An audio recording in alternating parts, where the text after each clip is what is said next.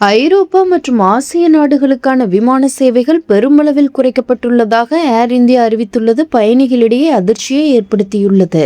உயர்ந்து வரும் எரிபொருள் விலைகள் மற்றும் கட்டுப்படுத்தப்பட்ட வான்வெளி ஆகியவை உலகளாவிய விமான போக்குவரத்து செயல்பாடுகளில் தொடர்ந்து அழுத்தத்தை ஏற்படுத்துவதால் ஏர் இந்தியா நிறுவனம் ஜூன் முதல் ஆகஸ்ட் வரையிலான காலகட்டத்தில் பல சர்வதேச வழித்தடங்களை குறைத்துள்ளது.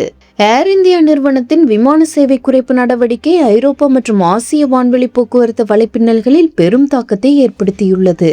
குறிப்பாக டெல்லி பாரிஸ் இடையேயான வாராந்திர விமான சேவைகள் 14 7 குறைக்கப்பட்டுள்ளது.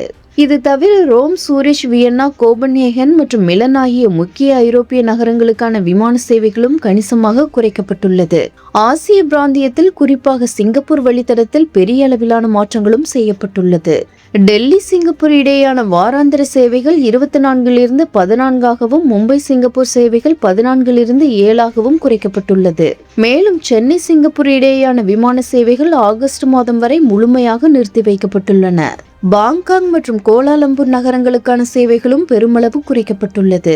இந்தியாவின் அண்டை நாடுகளான விமான இணைப்பும் தற்போது பலவீனம் அடைந்துள்ளது.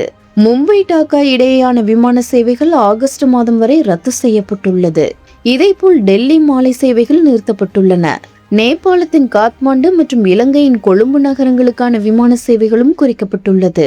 இந்த சேவை குறைப்பால் பாதிக்கப்பட்ட பயணிகளுக்கு மாற்று விமான ஏற்பாடுகள் செய்யப்படும் என்று ஏர் இந்தியா நிறுவனம் தெரிவித்துள்ளது. பயணிகள் விரும்பினால் கூடுதல் கட்டணமின்றி பயண தேதியை மாற்றிக்கொள்ளலாம் அல்லது செலுத்திய முழு தொகையையும் திரும்ப பெற்றுக் கொள்ளலாம் என்று ஏர் இந்தியா நிறுவனம் தெரிவித்துள்ளது.